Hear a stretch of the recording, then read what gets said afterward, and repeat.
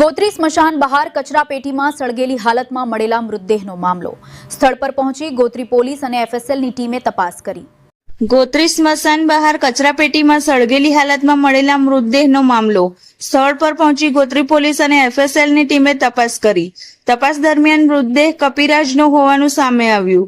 સ્થાનિક લોકોએ મનુષ્યનો મૃતદેહ સળગાવી નાખી દીધો હોવાનો આક્ષેપ કર્યો હતો. કપિરાજનો મૃતદેહ સળગાવી કચરાપેટીમાં કોણે નાખ્યો તે પોલીસ તપાસનો વિષય. જે અસ્થિઓ છે એ તપાસી હતી, જે માનવની નથી પરંતુ કોઈ વાનર સમુદાયની લાગે છે, એટલે પ્રાણીની છે. મુદ્દે માનવ અસ્થિઓ નથી. સર, લોકોમાં કંઈક ચર્ચા હતું કે મનુષ્યનું શરીર છે કે કોનું છે.